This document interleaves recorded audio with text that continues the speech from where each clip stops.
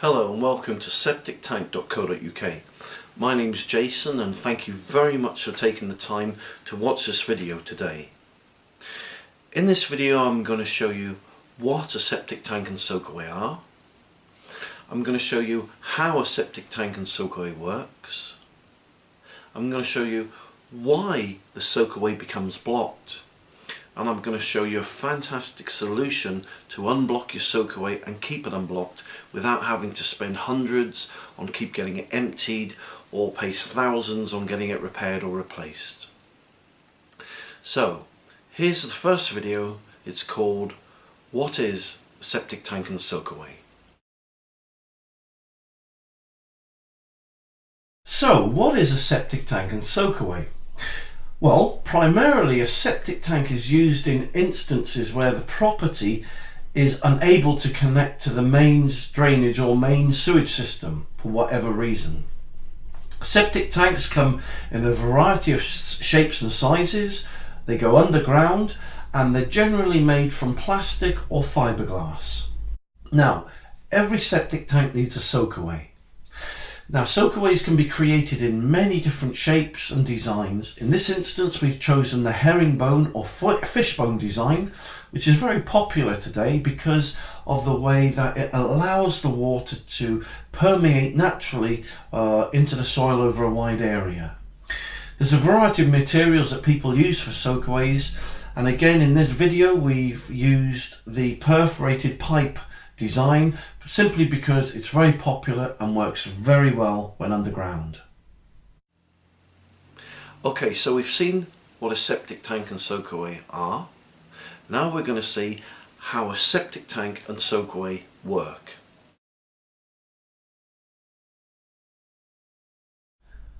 All the liquid and solid waste that a house produces, which comes from the washing machine, the dishwasher, the bath, the sink, the shower, leaves the property, goes down the pipe and makes its way into the septic tank.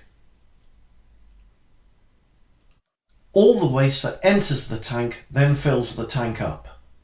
Once the liquid reaches to a certain level, it then makes its way up through the outlet pipe, along the pipe towards the soakaway.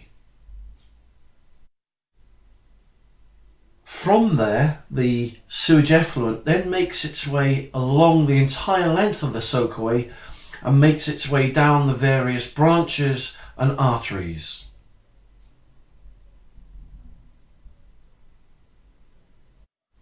Most modern soakaways which use perforated land drainage also use a shingle bed and a shingle covering and a membrane.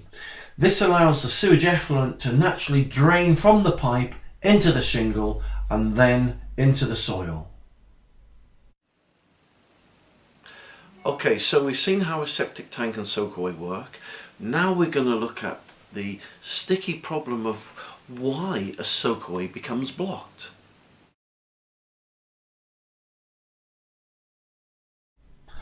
All the heavy particles such as the fat and the solids all drop to the bottom of the tank.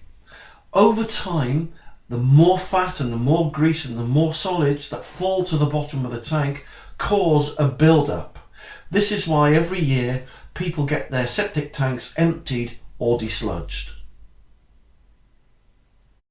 Unfortunately, most people allow this sludge in the bottom of their septic tank to build up to such a height that it reaches the outlet pipe that leads towards the soakaway.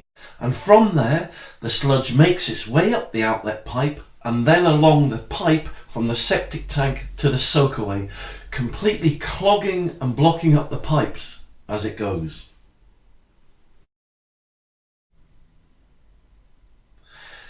Once the silt and the sludge start making their way into the soakaway, it starts blocking all the pores up and it starts blocking all the arteries and all the veins of the soakaway up as well, making it very, very hard, if not impossible, to clear or unblock the soakaway.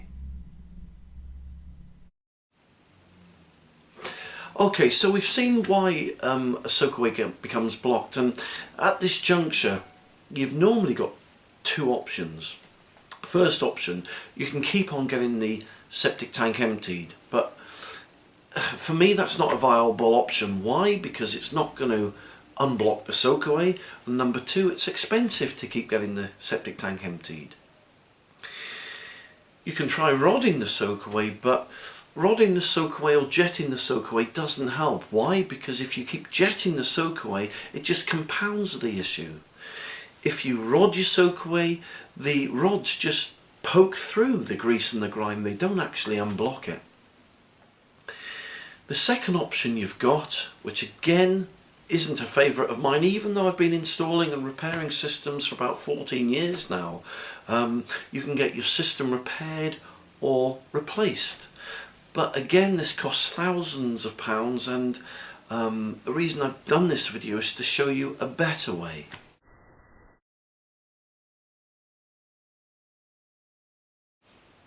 Okay, so what's this amazing product then that's not only going to fix your septic tank and soakaway problems, it's going to unblock your soakaway, it's going to keep it unblocked and reduce your septic tank emptying costs? Well, they're called soakaway worms, and these soakaway worms are having an amazing effect on the customers that use them in their septic tanks and their soakaways. So I've created a short video which shows you how to get these septic tank worms into your septic tank and how they work.